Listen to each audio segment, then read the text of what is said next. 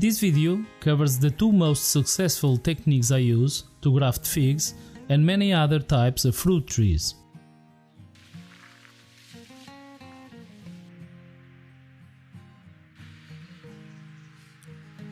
The most reliable grafting technique I use is whip and tongue. Start by selecting a 1-year-old scion of about the same diameter as the rootstock. Make a single bevel of identical length in both the scion and the rootstock. Check the cuts to see if both bevels have the same length. Cut a tongue at the same point in both the rootstock and the scion. Keep the depth of the cut under control with a gentle rocking motion. Secure the scion firmly and maintain a good control of the knife when doing the tongue on the scion. The depth of both tongues should be identical. If the scion doesn't cover the rootstock completely, place it to one side of the bevel. You can secure the graft using a rubber band.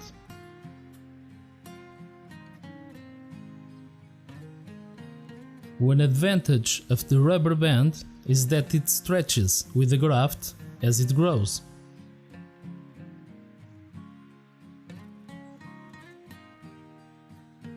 Nevertheless, I prefer to use natural raffia as it allows a more firm contact and adjustment between scion and rootstock.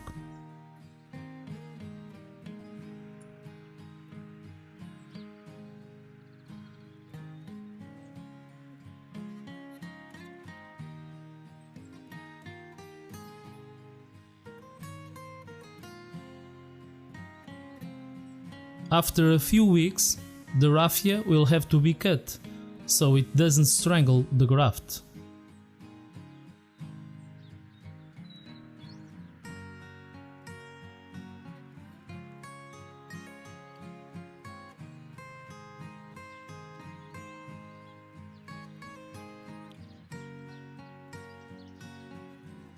With more delicate scions, like with figs, I cover the graft and the scion with parafilm.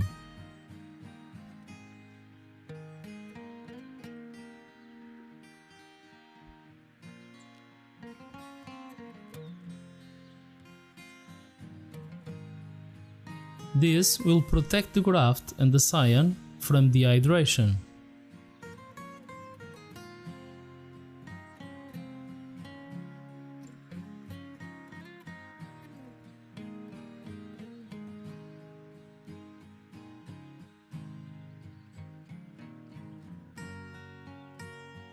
In late spring and summer, I always protect the graft from direct sun with aluminium foil.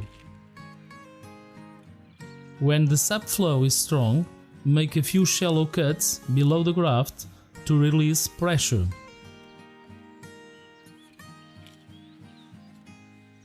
A good alternative to aluminium foil is using old paper envelopes to cover the graft.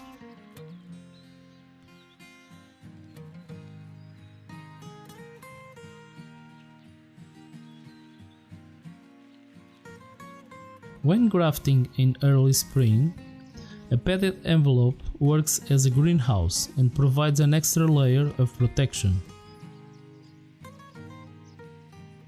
Remember to cut the top corners of the envelope after a few weeks to let some light inside.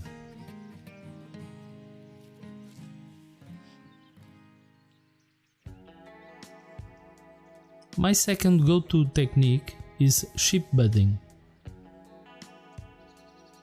With this technique I can remove several buds, increasing the number of grafts from one single scion. Select a well-developed bud and keep the chip in place until you use it to avoid dehydration. Remove all lower buds from the rootstock to avoid competition. Make a slot of the same length of the chip in the rootstock.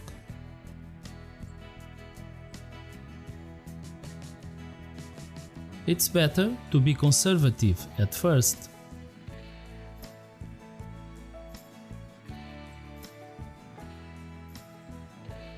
You can always make the slot longer, but not shorter.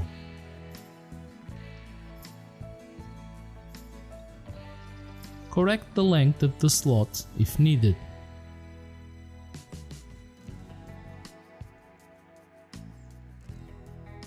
Place the chip so it crosses the cambium layer at least on one side of the slot.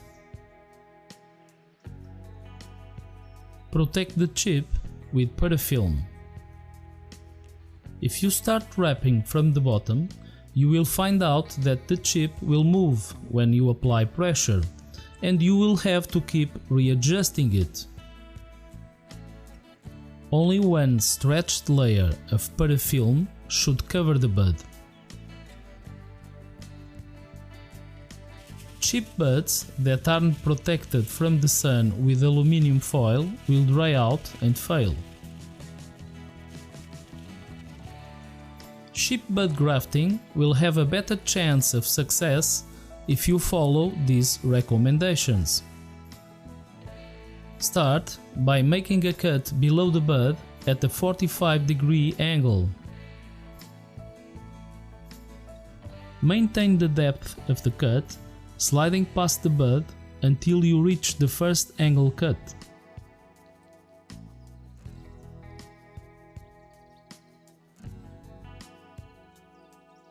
Make an identical angle cut at a straight location in the rootstock. Try to match the size and width of the cut when making the slot.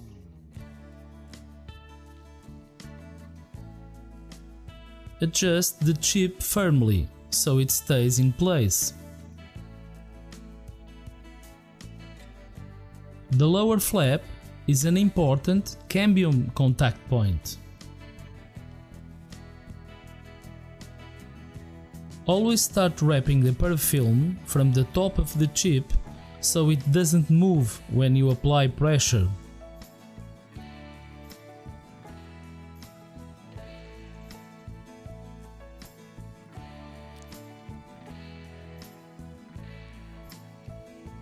Always protect the chip bud from direct sun in the first couple of weeks.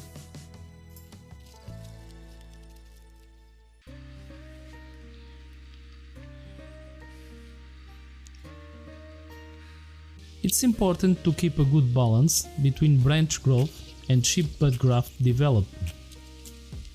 After 2 to 3 weeks, you can remove the sun protection.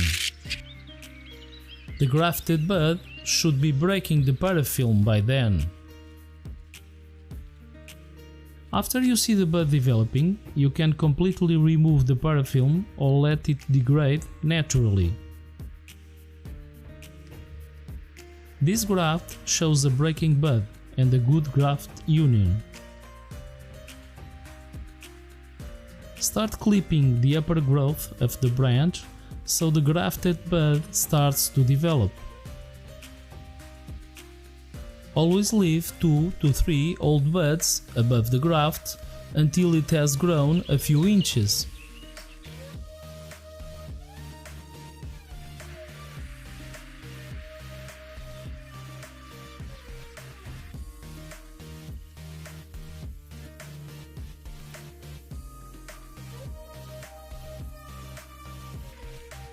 In the spring, a whip and tongue graft will start showing signs of development after 4 weeks.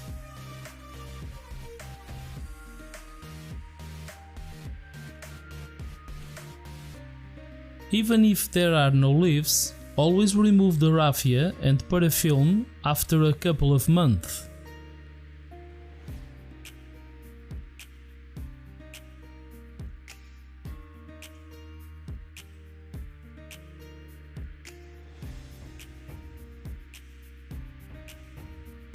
If the graft has green buds and the union is solid, you can remove all protections.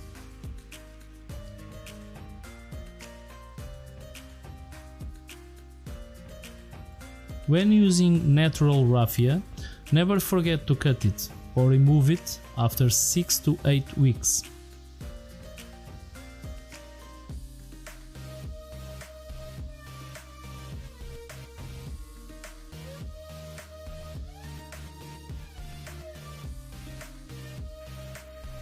A successful graft will show a solid union and, at least, a green tip.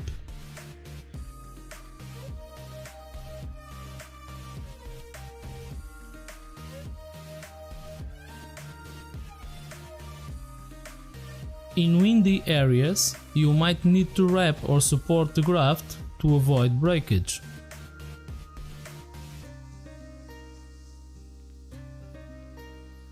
Never leave these wraps for too long, or they might strangle new graft growth.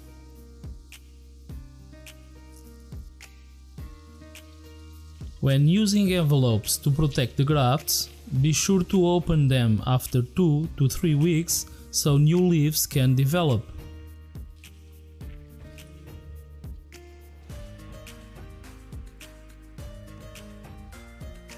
If you left a few buds below the graft point, be sure to remove the new growth.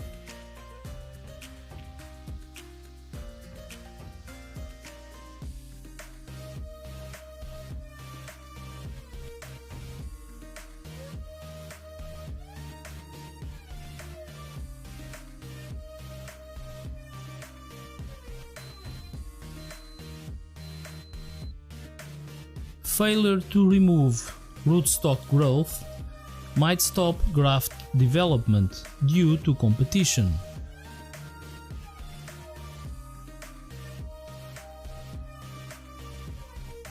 Maintain vigorous graft growth in check and support new branches, or they might break with strong winds.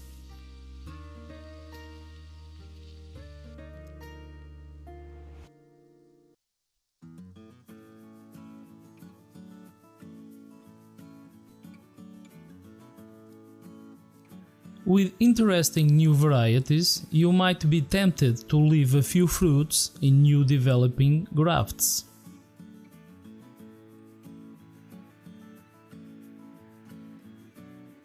If you do, never leave more than 1 or 2 fruits, or the graft will not develop fully. Despite the drawbacks, leaving a fruit in a new graft will help when you need to confirm a variety or the quality of the fruit. Don't forget that fruits from new grafts will never be as good as they can be after a couple of years.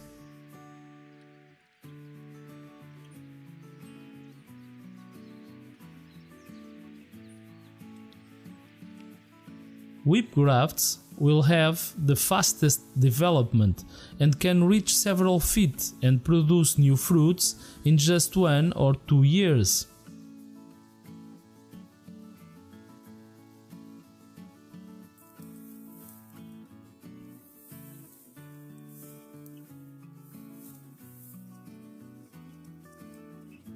Cheap bud grafts will take a bit longer and will have to be carefully followed to develop correctly.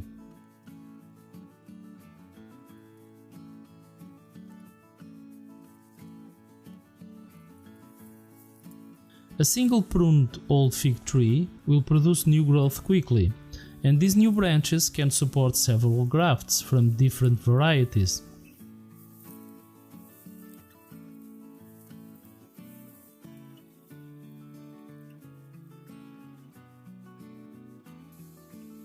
These new grafts can later be air layered to produce new independent fig trees of the desired variety.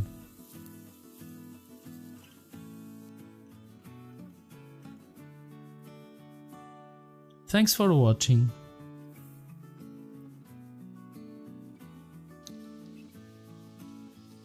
Like, subscribe, comment and share the video to support the channel.